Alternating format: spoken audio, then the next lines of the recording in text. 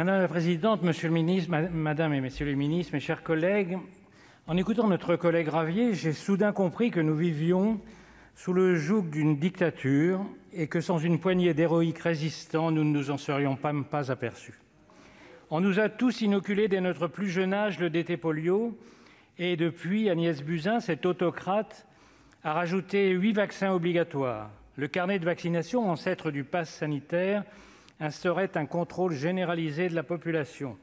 Big Brother avait décidé qu'aucun enfant, tenez-vous bien, ne pouvait entrer à l'école sans cette Ausweis, pour parler comme notre collègue.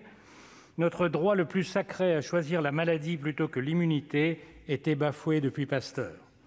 Les Français eux-mêmes avaient intériorisé la servitude, pensant comme Hobbes que seul un Léviathan armé de seringues et d'aiguilles pouvait les sauver. Heureusement, comme Zorro, Facebook et Twitter sont arrivés, permettant à une avant-garde éclairée de se regrouper contre le totalitarisme vaccinal. Après que durant des années, 11 vaccins nous aient été injectés à l'insu de notre plein gré, au 12e, bingo, nos yeux se sont dessillés grâce à ces combattants de la liberté qui ont eu le courage de nommer l'infamie du pass sanitaire. Apartheid pour Florian Philippot, coup d'État pour Asselineau, discrimination généralisée pour Coquerel et ce soir enfermement généralisé pour Ravier. Étoile jaune ou Shoah pour les plus audacieux. En définitive, la meilleure preuve des progrès de l'humanité, c'est qu'en 2500 ans, nous sommes passés de Socrate sur l'Agora à Francis Lalanne sur Facebook.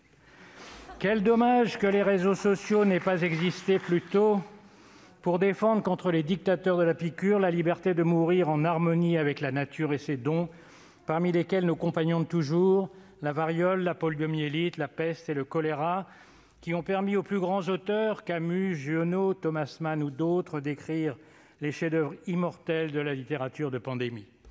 La variole a disparu, le Covid, lui, a des chances de survivre grâce à tous les résistants numériques qui exigent le droit d'attraper le virus et de le combattre comme les Polonais de 40 contre les chars soviétiques, à la seule force de leur poitrine et de leurs mains nues, et le seul secours de l'hydroxychloroquine, parfois renforcé par un médicament redécouvert, le Ricard. Les anciens mouraient le poing levé sur les barricades en chantant l'Internationale. Nos héros sont prêts à mourir le poing levé dans les discothèques au son de Staying Alive.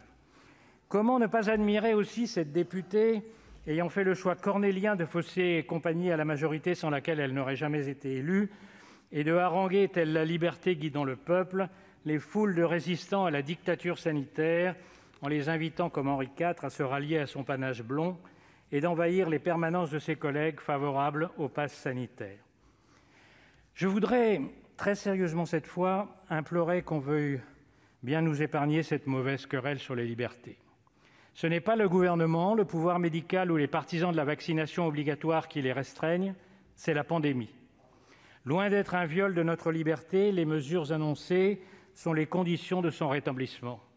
Vaccination accélérée ou confinement dans 2 mois, voilà l'alternative qu'ont très bien comprise la grande majorité des Français, qui réalisent que c'est en bornant quelques libertés aujourd'hui qu'on a une chance d'en sauver de bien plus précieuses en septembre. C'est donc ce que nous allons faire.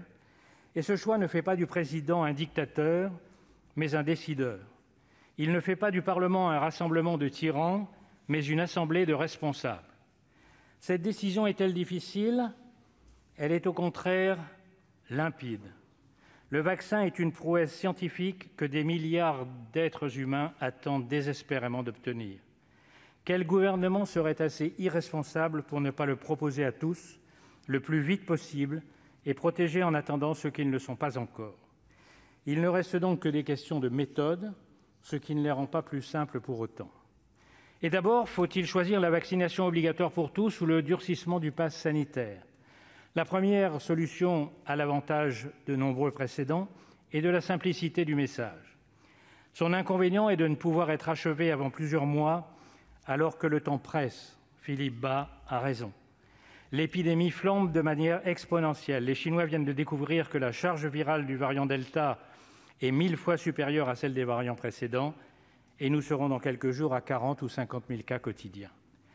Le gouvernement a choisi le pass sanitaire, estimant qu'il sera mieux accepté et surtout qu'il est d'application immédiate et enfin qu'il n'exclut pas, le cas échéant, la première solution. Si l'on se rallie à cette stratégie, et c'est mon cas, il nous reste donc à en préciser les contours. Les rédacteurs du texte initial, pensant sans doute que pour parler fort, il faut avoir un gros bâton, ont eu la main lourde. Le Conseil d'État a déjà freiné quelques ardeurs sur le montant des amendes ou le droit du travail, par exemple. Nous devons apporter notre pierre à l'édifice et, en tant qu'élus proches du terrain, faire en sorte que le pass ne soit pas la première étape de notre plan de relance industrielle, la relance de la production de paperasserie.